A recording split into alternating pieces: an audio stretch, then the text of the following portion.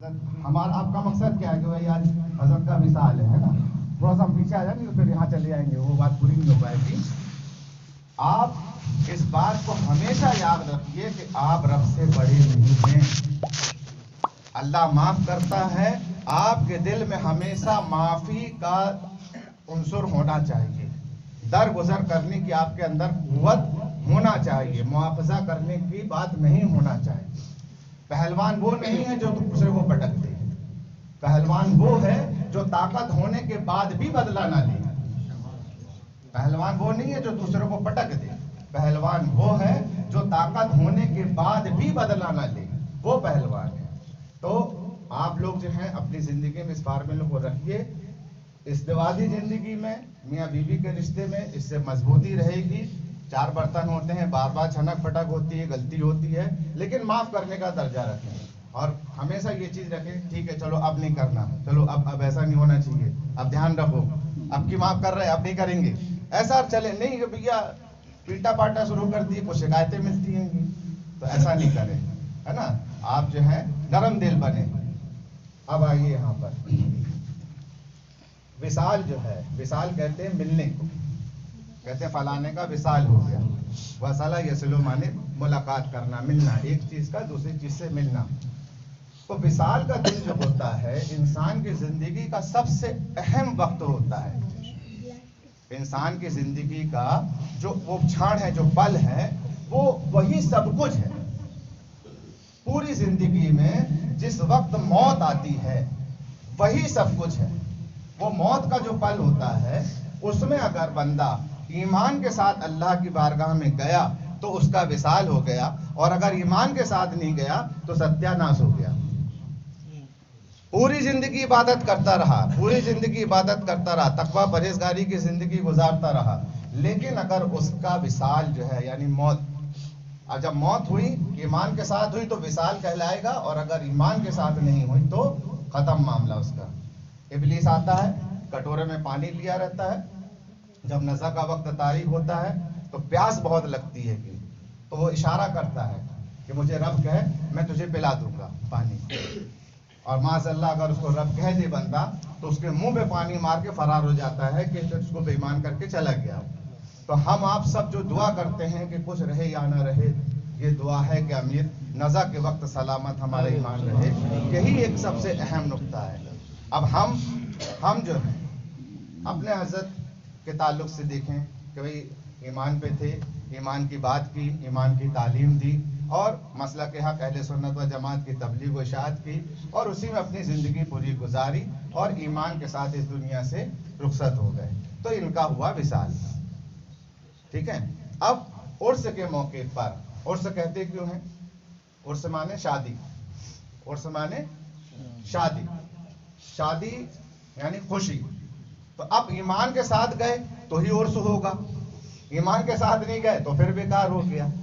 तो रब ताला से मुलाकात, अच्छा हदीस में सरकार फरमाते हैं कि अल्लाह से मुलाकात के लिए मौत जो है एक पुल है, मौत जो है पुल है। मौत, अगर मौत नहीं आएगी तो अल्लाह से मुलाकात नहीं होगी, रब ताला से मुलाकात होगी ही नहीं, आप दुनिया में रह ही आइए, क्योंकि अल्लाह ताला ने साफ फरमा दिया ला तुद्रिकुल अब्सार व युद्रिकुल अब्सार, दुनिया में आंखें उसको देख ही नहीं सकती।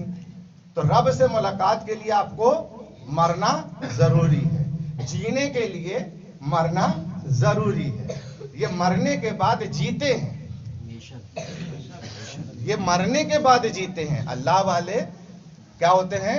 मरने के बाद जीते हैं सही माना में। जिंदगी में तो ये जीते ही नहीं है, जिंदगी में तो ये अल्लाह और उसके रसूल के लिए जीते हैं। हमें बहुत अच्छे से याद है कि कपड़ा पहना दिए माँ साहब जबरदस्ती हमें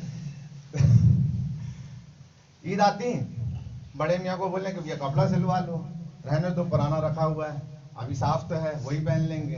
तो हम जब बोले तो मना कर दें, लेकिन हम जिद करें तो मान भी जाते थे। तो बोलते थे कि बेटा ईद तो उस दिन होगी जिस दिन ईमान पे मरेंगे,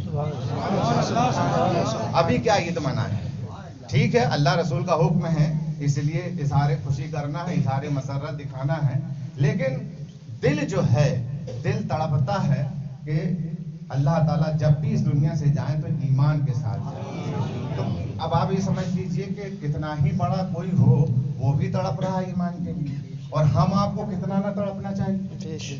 جب ہمارے حضرت تڑپ رہے ہیں ایمان پہ خاتمہ کے لیے، تو ہم اور آپ کیسے غافل ہو سکتے ہیں؟ ہم اور آپ دنیا میں کیسے نکمے ہو سکتے ہیں؟ دنیا دنیون معنی ہوتا ہے نیچ، گھٹیا. دنیا لفظ کا مطلب ہی ہوتا ہے گھٹیا. دنیا لفظ جو ہے اس کا مطلب ہی ہے گھٹیا. اس کی کوئی وقت نہیں ہے، کوئی اوقات نہیں ہے. سب سے زیادہ اگر اہمیت ہے تو وہ آخرت کی ہے. ہمیں دنیا بنانے کے لیے اپنی آخرت خراب نہ کریں. سمجھ لیں؟ آپ اپنی دنیا بنانے کے لیے اپنی آخرت بالکل خراب مت کیجیے. تقویٰ پرہیزگاری، نیکی پرہیزگاری کی زندگی گزاریے. حق حلال کا لقمہ کھائیے، بھلے چاہے آدھا لقمہ ہو. زیادہ حرام خوری اور غلط طریقے سے کمایا ہوا روپیہ آپ کو کوئی فائدہ نہیں دے گا، کوئی فائدہ نہیں دے گا. حلال کی روزی آدھا لقمہ ہو، بھوکے ہوں، سنت علی ادا کیجئے، سنت فاطمہ الزہرا ادا کیجئے، سرکار کی سنت ادا کیجئے. فرشتہ آتا کہتا کہ یا رسول اللہ آپ حکم کر دیجئے تو میں ان پہاڑوں کو سونا کر دوں، آپ بھی کھائیں، آپ کی امت بھی کھائے. سرکار فرماتے ہیں کہ میں ایسا نہیں چاہتا. میں یہ چاہتا ہوں کہ سب سے اچھی کمائی داؤد علیہ السلام کی کمائی ہے، جو وہ اپنے ہاتھ سے کما کر کھاتے تھے. میں کماؤں اور کھاؤں، اور اگر نہ کماؤں تو صبر کروں، صبر و شکر کی منزل میں گزاروں. اگر اللہ مجھے دے تو میں شکر کروں، اگر نہ دے تو صبر کروں. تو یہ دونوں منزل پانے کے لیے ہمیں امیری بھی ٹھیک ہے، غریبی بھی ٹھیک ہے. قرآن شریف میں اللہ تعالیٰ فرماتا ہے ان مع العسر یسرا، ان مع العسر یسرا. ہر سختی کے بعد آسانی ہے، ہر سختی کے بعد آسانی ہے. اور ہم ایک دن غور کرنے لگے کہ یہ ایک ہی مرتبہ نہیں فرمایا اللہ تعالیٰ نے، دو مرتبہ فرمایا.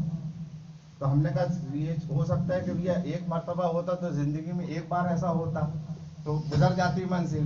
تو سمجھ میں آیا کہ نہیں، ایسا ایک بار نہیں، بار بار بھی ہو سکتا ہے. ایسا بار بار بھی ہو سکتا ہے. تو انسان جو ہے اپنے آپ کو بچائے غفلت سے، اللہ سے محبت کرے، اس سے رسول سے محبت کرے، اور پھر اپنے ماں باپ کا احترام کرے، اپنے بیوی سے، اپنے رشتہ داروں سے حسن اخلاق سے پیش آئے. آپ اپنے اگر رزق میں برکت چاہتے ہیں، سرکار حدیث میں فرماتے ہیں اپنے رشتہ داروں کے ساتھ حسن سلوک کیا کرو. آپ مزار پہ آ کے فاتحہ پڑھ رہے ہیں اور سوچ رہے ہیں برکت مل جائے گی، تو ٹھیک ہے، ایک گونا تو ہم کہیں گے، لیکن پیٹنٹ والی، فکس والی اگر ہم آپ کو بتائیں تو سرکار کا فرمان سچا ہے نا. سرکار کے فرمان میں تو غلطی نہیں ہے نا، سرکار نے جو فرمایا تو ہوگا نا. اگر تمہارے رزق میں کمی ہے اور تم رزق میں اگر برکت چاہتے ہو تو اپنے رشتہ داروں کے ساتھ اچھا سلوک کرو. ہم بھائی کو دیکھ کر کے تو منہ بنا لیتے ہیں اور دوستوں کو کہتے ہیں آئیے ویلکم. بھائی سے اچھے سے بات کرنے میں ہماری چھاتی پھٹتی ہے، اور دوست سے ایسے اخلاق دکھلاتے ہیں کہ ہم سے بڑا با اخلاق کوئی ہے ہی نہیں ہے. سگا بھائی ہی تو دوست ہو سکتا ہے تمہارا، کیا وہ دوست نہیں ہو سکتا؟ رشتہ داروں کے ساتھ حسن سلوک کریں. یہی ہمارے لیے جو ہے حضرت کا پیغام ہے، اور ہمارا بھی یہی پیغام ہے، اور یہی شریعت کا پیغام ہے. اسی کے مطابق اگر ہم زندگی گزاریں گے تو ہماری زندگی جو ہے کامیاب ہوگی، اور اگر نہیں کرتے ہیں تو نقصان اٹھائیں گے، اس میں کوئی دو رائے نہیں. تو بہتر یہی ہے کہ جو بتایا جا رہا ہے اس پر عمل کریں. ایک حدیث اور سنیے، ایک مرتبہ درود شریف پڑھیے.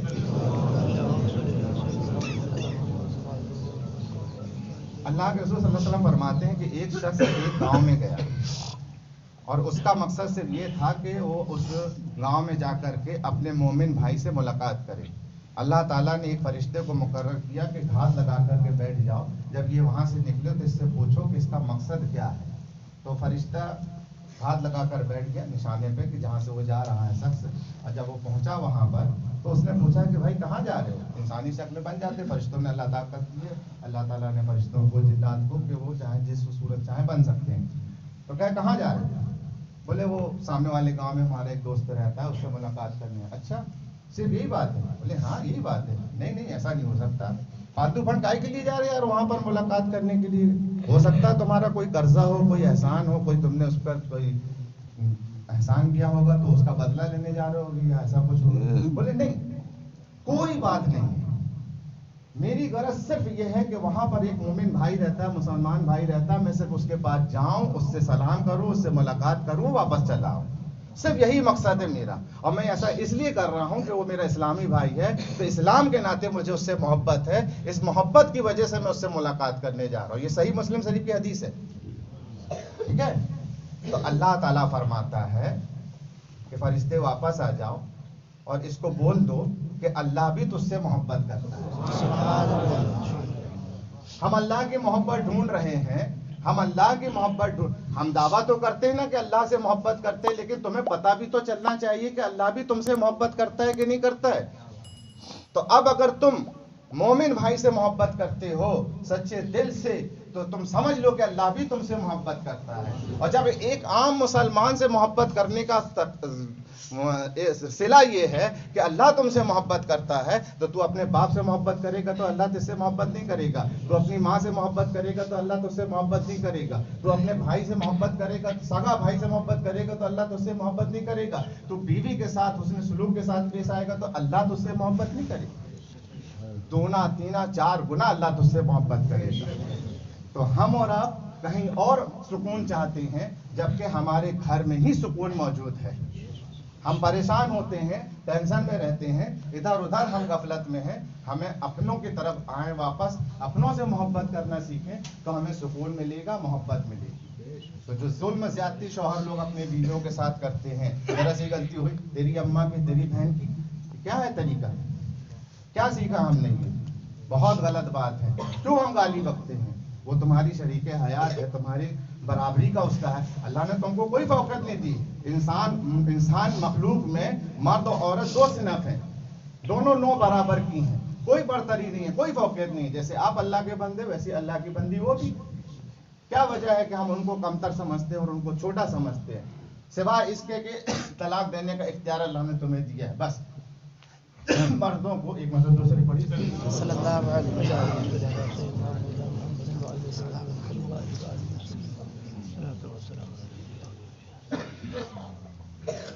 سوائے اس کے کہ اللہ تعالیٰ نے آپ کو طلاق دینے کا اختیار دیا ہے، بلکہ دیکھا جائے باریکی سے تو عورت کا مرتبہ زیادہ ہے۔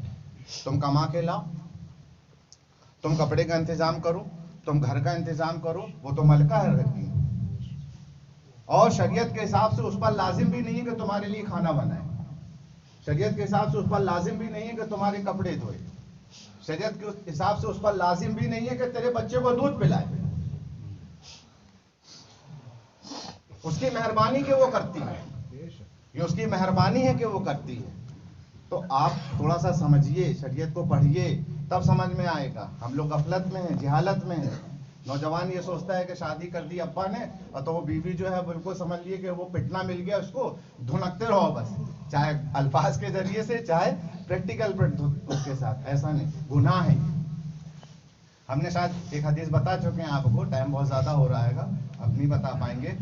حضرت عائشہ صدیقہ والی سرکار نے بتایا کہ کسی کے دل کو توڑنا کتنا بڑا گناہ ہے، کسی کے دل کو جوڑنا، رب کو راضی کرنا ہے نا، تو کسی کے دل کو توڑنا اتنا بڑا گناہ۔ ابو بکر رونے لگے تھے نا، عائشہ اما عائشہ نے جب بتائی تو ابو بکر رونے لگے کہ بیٹا تم تو صرف اس طرف دیکھ رہی ہو کہ کسی کے دل کو جوڑے تو اللہ اس کو جنت دے، ہم تو اس طرف دیکھ رہے ہیں کہ اگر کوئی کسی کے دل کو توڑے تو اللہ کا کتنا قہر ہوگا۔ تو ہم جب دوسروں کے دل کو توڑیں تو اللہ ناراض ہو، تو اپنی شریک حیات کے دل کو توڑیں تو اللہ کتنا ناراض نہ ہوگا۔ ہم غفلت پہ رہتے ہیں، ہم دھیان نہیں دیتے، وہ بیچاری قسمسا کے رہ جائے، اب اس کو کوئی کنٹرول تو ہے نہیں ہے، اب آ جائے نہ آئے تو قسمسا کے رہ جائے، تو اس کے دل سے آ نکلے گی کہ نہیں نکلے گی؟ تو اس آ سے بچو، اس تکلیف سے بچو، اور وہ دے نہ دے بد دعا، لیکن رب تو پاورفل ہے نا، رب بدلہ لے گا۔ تو آپ لوگ جو ہیں، ہم لوگ جو ہیں، اپنے ساتھ، اپنے ماتحتوں کے ساتھ اچھا برتاؤ کریں۔ کلکم رائن وکلکم مسئول عن رعیتہ، اللہ کے رسول صلی اللہ علیہ وسلم فرماتے ہیں کہ تم میں کا ہر ایک ذمہ دار ہے، اور ہر ایک ذمہ دار سے اس کی ذمہ داری کے بارے میں سوال ہوگا۔ اگر تم ذمہ دار ہو اپنی بیوی کے، تو اس کی ذمہ داری تم نے کیسے نبھائی، اس کے بارے میں آپ سے آخرت میں سوال ہوگا۔ جیسے نماز کے بارے میں سوال ہوگا، اسی طریقے سے اس ذمہ داری کے بارے میں بھی آپ سے سوال ہوگا۔ ہم یہ مت سوچیں کہ ہم نے کر لیا بھول گئے، آپ بھول جاؤ، ایسا نہیں۔ 2 فرشتے اللہ تعالیٰ نے مقرر کیے نا، 2 فرشتے مقرر کیے نا لکھنے کے لیے، کائے کے لیے؟ فالتو فن چل رہا ہے کیا؟ ایسی بیکاری میں کوئی کام ہی نہیں ہے کہ ہاں بس لکھو کو دو اس کے بعد مٹا دیں گے، ایسا نہیں ہے سب لکھا جا رہا ہے, سب کا حساب ہوگا. تو ہم کو چاہیے کہ ایک ایک لفظ, ایک ایک عمل, ایک ایک اشارہ, سب چیز جو ہے شریعت کے مطابق ہونا چاہیے. ایسا نہیں کہ کسی کو کوئی تکلیف پہنچے, کسی کے ساتھ زیادتی ہو تو پھر ہم نقصان میں رہیں گے. اس طریقے سے جیسا ہم بتا رہے ہیں, اگر ہم ایکسیپٹ کرتے ہیں اور اس طریقے سے اگر زندگی گزارتے ہیں تو آپ لوگ خود بتائیے کیا ہمارے گھروں کا ماحول اچھا ہوگا کہ نہیں ہوگا؟ بتائیے آپ, ہمارے گھروں کا ماحول اچھا ہوگا کہ نہیں ہوگا؟ پیار محبت بڑھے گی کہ نہیں بڑھے گی؟ ماں باپ کے ساتھ بھی ادب کرنا ہے, بیوی کا بھی احترام کرنا ہے, بچوں کے ساتھ بھی شفقت کرنا ہے, اور رشتہ داروں کے ساتھ بھی حسن سلوک کرنا ہے. اگر ہم اس طریقے سے چلیں گے تو اللہ ہمیں کامیابی دے گا. اور دنیا میں بھلے چاہے غریب رہ لیں, بھلے چاہے رکشہ چلانے والا اور ٹھیلا چلانے والا ہو, لیکن آخرت اس کی کتنی بڑی جنت ہے ایک غریب مسلمان کی, معلوم ہے آپ کو؟ ایک غریب مسلمان کی جنت کتنی بڑی ہے نہیں معلوم؟ جتنی بڑی دنیا ہے, کیا جتنی بڑی دنیا ہے نا, یہ ایک غریب مسلمان کی پراپرٹی ہوگی جنت میں. 25,000 میل کا گولا ہے, 2500 اسکوائر فٹ کے لیے تو گردن اتارنے کے لیے تیار ہیں ہم. اس کا ہڑپ کر لیں, اس کا یہ کر لیں, بے ایمانی سے یہ کر لیں, وہ کر لیں. ایمان پہ چلو, ایمان پہ رہو گے تو اللہ اکبر کہتے ہو نا, اللہ سپریم پاور ہے, مالک ارض و سما ہے, ہر ایک اس کا معاملہ کچھ نہیں ہے, جو چاہتا پیدا کرتا ہے. لا یعلم جنود ربک, تیرے رب کے لشکر کو کوئی جانتا نہیں ہے. وہاں معاملہ کچھ بھی نہیں ہے. سورہ یاسین میں صاف صاف فرما دیا نا, انما امرہ اذا اراد شیئا یقول له کن فیکون. جب جس چیز کا چاہتا ہے ارادہ کہتا ہو جا تو ہو جاتی ہے. اس کو کیا ہے؟ ہاں, وہ بہت بڑی طاقت ہے. آپ خود سوچو نا, آپ کو بنایا, کمزور بنایا تم کو, دکھاؤ کمی نکالو. اچھا چلو بتاؤ, 2 آنکھ دی, ناک دی, منہ دیا, کان دیا, ہاتھ دیا, سب کچھ دیا, کہاں کمی ہے؟ بتائے کوئی مائیکل لال کہ ہاں تیرے انسان کے پیدا کرنے میں کوئی نقص ہے, اللہ نے کوئی کمی رکھی ہے؟ ایک ایک نس, ایک ایک ذرہ, ایک ایک سسٹم سب اپنی جگہ باقاعدہ کام کر رہا ہے. کوئی کمی نکال کے تو بتائے. کافرین کو اللہ نے چیلنج کیا, ذرا نظر اٹھا کے دیکھ آسمان کی طرف, ہل تری من فطور, کوئی فطور پاتا ہے, کوئی کمی پاتا ہے اللہ کی پیدائش میں, اللہ کی تخلیق میں؟ نہیں, کچھ نہیں, کوئی نہیں بتا سکتا. تو اپنے رب سے غافل مت ہو, اپنے رب سے محبت کرو. وہ سپریم پاور ہے, سپریم اتھارٹی ہے, وہ اس کے خزانے میں کمی نہیں. تم تھوڑا ربط لگا کے دیکھو, تب تو دیکھو جو لوگ دل لگاتے ہیں, جو لوگ ربط لگاتے ہیں, تو وہ بھی ٹھوکر مارتے ہیں تو گردے زندہ ہو جاتے ہیں. تاج بابا نہیں کہاں پڑا کر رہا ہے, کہاں پڑا مرے پڑا ہوا جو ہے گندھارا, اٹھ, تو تاج بابا جیسے ٹھوکر مار کے مردہ زندہ کر دیتے ہیں. تو تم اپنا دل لگاؤ اللہ سے. جب اللہ کے ہو جاؤ گے, من کان للہ کان اللہ اللہ, جو اللہ کا ہو گیا اس کے لیے سب کچھ ہو گیا. آج ہم اور آپ بیٹھے ہیں, ان کی محبت اللہ سے, ان کی محبت اللہ سے. انہوں نے دنیا نہیں بنائی لیکن اللہ کو راضی کیا. دنیا میں آدمی ایک اولاد کے لیے ترستا ہے, دنیا میں آدمی ایک اولاد کے لیے ترستا ہے کہ میری اولاد مجھے پیار دبا دے, میری محبت کر لے, مجھ سے سکون سے بات کر لے. یہی چاہتا ہے نا آدمی. آج دیکھیے آپ کتنے بیٹے بیٹھے ہوئے ہیں, شادی نہ کر کے بھی اتنے جوان بیٹھے ہوئے ہیں, شادی نہ کر کے بھی اتنی اولاد بیٹھی ہے نا. ارے جردن لٹا دیں ان کے لیے, تو جو کچھ چاہے لٹا دیں. آج 4 دن سے آپ اور ہم لگے ہوئے ہیں, ابھی کل بھی انشاءاللہ رحمان لگے رہیں گے. تو انہوں نے ایسی نیک اولاد بنائی ہے. یہ کمائی اپنی طرف سے نہیں ہے, رب کی طرف سے ہے. اور اس چوکھٹ میں وہی آئے گا جو رب چاہے گا, اس کو رب چاہے گا. یہ آستانہ چھوٹا موٹا آستانہ نہیں ہے, آستانہ نہیں ہے, یہ غوث پاک کی کچہری ہے. سرکار غوث پاک کی کچہری ہے. یہ حق کی علامت ہے, حق کی نشانی ہے. جو یہاں سے باغی ہوگا کہیں ٹھکانہ نہیں ملے گا. بے شک, اچھے سے سمجھ لو آپ لوگ. بے شک. ہاں, سرکار غوث پاک رضی اللہ تعالیٰ عنہ وارضاہ عنا سب سے بڑے ولی ہیں. سرکار غوث پاک کون ہیں؟ سب سے بڑے ولی ہیں. سب سے بڑے مطلب سب سے بڑے. ہاں, جب سے آپ سب سے بڑے ولی ہوئے ہیں, ابھی بھی ہیں, اور جب تک قیامت آنے کے پہلے آخری خلیفہ حضرت امام مہدی جب تک نہیں آئیں گے تب تک غوث پاک ہی اس قطبیت کبریٰ پر فائز رہیں گے. امام مہدی آئیں گے تو اس منصب پر فائز ہوں گے. ہاں غوث پاک سب سے بڑی اتھارٹی ہے, ان کی کچہری ہے, ان کا دربار ہے یہ, اور وہاں سے بالکل پرفیکٹ والی, کمزور والی نہیں. ہاں انشاءاللہ رحمان. اللہ تعالی ہم سب کی اس نیک تمناؤں کو اور نیک خواہشات کو قبول فرمائے, اور جو ہم نے کہا ہے بیٹا میرے عزیز دوستو, اس کو اپنی زندگی پر عمل میں لائیے اور اس سے غفلت مت کیجیے.